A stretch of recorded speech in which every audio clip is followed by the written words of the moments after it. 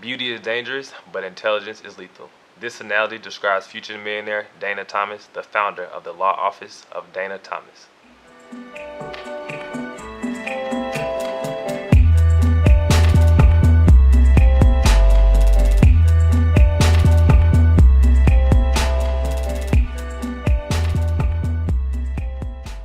All right, so we're going to welcome Dayna to the Young Millionaire's Mind. Oh, thank you. So Dayna, tell us a little background information about you. All right. Well, my name is Dayna Thomas, and I'm an attorney. I practice entrepreneurship and entertainment law. I went to Emory University School of Law, graduated in 2015, and I'm from New York. Came here to go to Georgia State University. I majored in marketing. Really loved marketing. After I graduated from Georgia State, I worked in nonprofit for a year. But I always knew that going to law school was my passion. It was what I was going to do. So everyone at United Way knew that. They supported me, took the LSAT, got into Emory Law, and enjoyed my experience. And here I am now, entertainment and entrepreneurship lawyer. I'm living my dream, and I'm really happy. Oh, well, that's good. That's good. So upon graduating from Emory Law, what sparked your interest in starting your own firm compared to going to work for another one? Ooh, I love that question because I really feel like I'm following my purpose and my passion in life. When I first got to law school, I will say that my first year, I wasn't so focused on starting my own firm. I was looking for internships in big firms because if you intern at big firms, usually if they like you, you get an offer a couple years down the line when you graduate. So I was doing that formula at first. But then I realized that just wasn't for me. Like, I feel like I had so much more to offer the world, and sitting at a desk doing what somebody else wanted me to do was not going to get me there. Right. And so when I realized that, I realized that pretty early. I would say the summer after my first year of law school, pretty early. So I started to actually plan to start my own firm since then. So it was a matter of spreadsheets. It was a matter of learning what it entails. I spent a lot of time listening to podcasts. I fell asleep to so many podcasts, listened to them in the car most times also. Webinars. I was constantly feeding myself information about how to do this because I'd already decided that that's what I'm going to do. So for any entrepreneur, no matter what industry you're going to, you have to decide that that's what you're going to do. And after my first year, I decided, and everything that I did from then, every person I met, every event I went to, every book I read, everything was so that when I graduated, I'd be ready. And thank God, because of all that preparation, I was ready, and here I am. And like E.T. says, knowledge is the new money. Get you some. And clearly, you got a lot of it. Yeah, it's just like, in school is great. Law school got me where I am, but there's so much education that I had to do on my own outside of school to get me where I am. Like, honestly, going to law school and just going to class alone is not going to prepare you to be an entrepreneur. Right. You have to do so much work outside of that. And the fact that I knew that's what I wanted to do early on, I was able to prepare myself for that. And, it stuck, and I'm just really happy that I went with that decision. So what made you pick entrepreneurship and entertainment law as your specialization? Okay, so actually when I came into law school, I was so set on only entertainment. And that's because when I was younger, I was the actual entertainer. So I was a dancer. I did tap, jazz, ballet, even some cowboy dancing from my dance school. Traveled to dance, sang in the church choir, sang in school plays. I was just always in front of the camera, in front of an audience. I was performing a lot. But when I got older, I didn't really want to do that anymore. I didn't want to be the performer. I started to be more interested in business. I got exposed to law, but I didn't want to abandon entertainment. Right. So when I learned about entertainment law, put it together, and it just was a great mix for me. So actually my first year, I was so set on entertainment, I wasn't focusing on anything else. But then, like I said, once I started to get more interested in entrepreneurship, like, I realized that was my passion also. So not only did I want to be an entrepreneur, I wanted to help as many entrepreneurs as I could. So I just added entrepreneurship law. And usually it's not called entrepreneurship law. I like to think that I kind of coined that term. It's usually business law, but I feel like I do more than just help businesses. I really am in the business of helping people. And when you're an entrepreneur, it's more than just what you're doing to make money. It's like your mentality, is how you feel. And anyone that you work with has to feed that as well. So that's where entrepreneurship law came from. So what exactly do you do for the entertainers or the entrepreneurs? Okay, so for entertainers, it could be a musical artist, a photographer, a model. So there are certain rights that come with the craft that you do. When you make music, when you write a script, when you write a book, when you take a picture, there are certain rights that come with that work. And a lot of people don't understand how valuable those rights are. It's vested in the Constitution. So when people are giving away their work for free, or they're entering into some deals that they don't have a lawyer look over, you're giving away this value that could really, be your mainstream of income if you were doing it properly, if you had good negotiator on your side. So as an entertainment lawyer, I make sure that my clients understand the rights that come with their craft, with their work, and that they get paid, adequate value for it, so that they can live, the lives that they want. And then on the entrepreneurship side, I assist two types of entrepreneurs. There are the ones that are just starting out, that really don't know what to do, but I help them with building that solid legal foundation so that when they do take off, they have everything together, like your business entity, your operating agreement, copyrights, trademarks, you own your logo, different things like that. And then there are also established entrepreneurs, and hopefully they have that legal foundation if they've been in business for a while, but they're looking to collaborate with other people, other businesses, so that they can grow. And then they need someone on their side who can explain some of their rights and some of the implications of those contracts so that they can get the best deal. Okay. Yeah. So being an African-American female lawyer, how hard was it for you to get started? How hard was it for you to gain your first set of clientele? And how did you mentally prepare yourself for it? Honestly, I don't think it was very hard to build it. The hardest part is starting. Because like I was saying before, for about 2.5 years, I had already had this body of preparation in spreadsheets and mentors and knowledge and books and everything. I had everything, was all laid out. I had all my accounting. So that part for me wasn't too hard because I prepared that over 2.5 years while I was still in law school.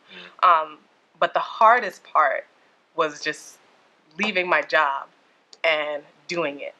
And I worked for a firm my whole third year of law school, and I started working with them for about 5 months after I graduated. But that thing that pulls at your heart when you're really not doing what you feel like your life is meant to do. Right. Every day I was feeling that, and I feel like God was telling me, listen, you have everything ready. What are you waiting for? So the hardest part was actually just starting. That was the hardest part. But if you make the decision to do it and you feel like you've done the homework, then that preparation shouldn't be too hard. It's just overcoming what is actually fear that it'll work. So that was the hardest part. All right, so like you just said, it was the most difficult task was actually starting up the business. So what's the biggest common mistake that people looking to start a business make? I would say how you allocate your funds. So there's two parts to that. There's investing in yourself, and there's keeping your overhead low. So those are kind of opposite, because investing in yourself means that you have to spend money. Keeping your overhead low means that you have to keep your money. But you really have to be particular about where you're putting your funds. Like when you're starting a business, it looks nice and fancy to, get nice software or have a nice office and all these other things, but that is just fluff. It's not going to make you more money. Right. Like you need to do things and spend your money in ways that are going to make you more money later on. So keep your overhead low. You don't need, for most businesses, and it really depends, but for most businesses, you don't need a fancy office. You don't need fancy software to keep track of certain things. Like you can start out with your Excel spreadsheet and then just build on top of that as you make more money. But on the other side, it's important to invest in yourself. So that money that you would have spent on those other fancy things or things that you think that you need to be a business owner, invest that in yourself. Like for example, lawyers, accountants, these are people that are going to make sure that you have this solid foundation so that when, other opportunities come, you're prepared for it, because a lot of times we're spending too much time on things that are not making us money. But, you have to invest in yourself with certain professionals and different things so that, you can spend the time on things that make you money instead of things that you have to figure out, that the lawyer figures out for you, that the accountant figures out for you. So just allocating your funds properly, I would say, is the most common mistake. All right, so how do businesses properly protect their business name? Oh, one of my favorite topics, which is trademarks. So the most common way to protect your business name is through a trademark. And a trademark is basically the government's way of making sure that no one else can use, or let me rephrase that. It's the government's way of making sure that the community, potential clients, don't mistake your brand for someone else's brand. So trademarks aren't really there to protect the business owner. It's there to protect the potential clients and customers, because when clients and customers are looking for me, the government wants to make sure that they find me and that they're not mistaken by someone else who's just investing off of my brand, who's benefiting off of my brand. So, but what people need to know about trademarks is that you can't protect every name, you can't protect every logo. There are certain things that are required in order to get a trademark. So those are things that you can speak with, to your lawyer and different things like that. But a trademark is a way that you protect your logo and the name of your business. Okay. So explain the different types of business entities and which one protects you from the least amount of personal liability. Sure. So I'll talk about the most common ones, and I'll even throw in there sole proprietorship. So even though sole proprietorships are not a business entity, a lot of people think that they are. So a sole proprietorship is basically there's no registration with the Secretary of State. There's no official business entity, but if I didn't have my LLC and I just called myself, or what I do, the law office of Dayna Thomas, but I wasn't registered with the state, that's a sole proprietorship. You're just working under yourself, but you might call it something else.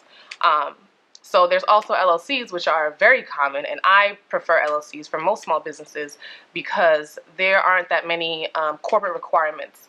So when I say corporate requirements, I'm talking in terms of what's required for like corporations. So if you have a corporation, you have to have meeting minutes, you have to have a board of directors, you have to have certain meetings, every month. It just has to be very formal and very structured. And with LLCs, you don't have to have that. Pretty much with LLCs, you just have to make sure that you register annually with the Secretary of State. And outside of that, for the most part, there's some other things that you have to do to maintain your limited liability, but you don't have to have those formal things. So when you're just starting a business, it's important that you don't give yourself, all that extra, that corporations usually do. So LLCs are, most beneficial, I would say, or useful for small businesses. There's also partnerships. I don't really recommend partnerships ever because one partner has to be generally liable. And that just means that one partner, for the debts of the company, you can come after that person's house, that person's car, all the money in their bank account. They're personally liable, at least one person. And that kind of defeats the purpose in my eyes for having a business entity if you're going to be liable for the debts of the company. So. All right. So how important is it for first-time business owners to consult with an attorney? It's very important. And it's very important because, for one, I've seen so many times where business owners, they're so excited about what they're doing, they just want to start, but they don't stop to make sure they have their legal foundation set up. And it really can hinder you because I've seen situations where the business is, doing well, or they have a great idea, I would say. They have a great idea, and they need an investor, for example. And the investor loves the idea. The investor wants to throw $100,000 at them. I've seen it before. But then they lose the money because they ask for the operating agreement, or they ask for, your records from the Secretary of State to make sure that everything is lined up. And it's kind of like you didn't think to do those things before, or you didn't think it was important because maybe you were making money, or, you got some good buzz about what you were doing, but now you're losing money in the long term because you didn't make sure that your legal foundation was solid.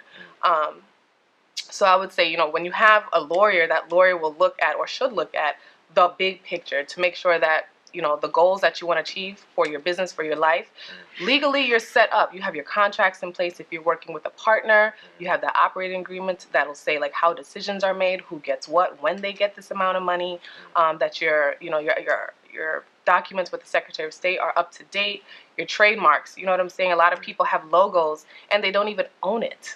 And that's not even things that people normally think about. You think that just because you pay someone to do your logo, I give you the money, you give me the logo, I own it. Right. No, if I pay you for my logo and all I do is give you money, you give me the logo, you own my logo. So years down the line when I'm making money, you are entitled to say, listen, I own the copyright in that logo, give it back to me or give me $1 million. Right. And if you don't have a lawyer to teach you those things or teach you how to avoid that, it can really be detrimental to your business. Okay. And for the struggling entrepreneur, what's the best advice you can give them? For a struggling entrepreneur, okay. So my journey in entrepreneurship as a lawyer is very spiritually based. And the best advice that I can give is that just know that any obstacles or challenges that you're facing, it is temporary. Like it's going to happen. You just have to know that you are truly, truly in control of your life. Anything that you want to do, God has given you the resources, the tools, everything that you need. So even though sometimes it gets hard, it will get hard. There will be challenges. And just don't take that as a sign that it's not going to work. It doesn't matter what everybody else says. It doesn't matter if they don't understand your vision. It doesn't matter if they want to help you, not help you. you have everything that you need to make it happen. So whenever you come through those challenges or those tough times, just know that it's temporary and you are truly in control. So that's helped me a lot of times. And, that's really the advice that I give to my clients as well. And it works for us. So how can a future entrepreneur or someone who needs representation get in contact with you? Sure. So everything on social media is Dayna Thomas Law, which is Dayna Thomas Thomas Law. So Instagram, Twitter, Facebook. I'm usually posting a lot of free information, videos, inspiration, because that's what I feel like I'm about. And my website is DaynaThomasLaw.com. So that's how you can reach out to me. All right. Thanks, y'all, for checking in. Young Millionaire's Mind. Follow us on Instagram, Young Millionaire's Mind. Follow my personal page at Blame It on Shot.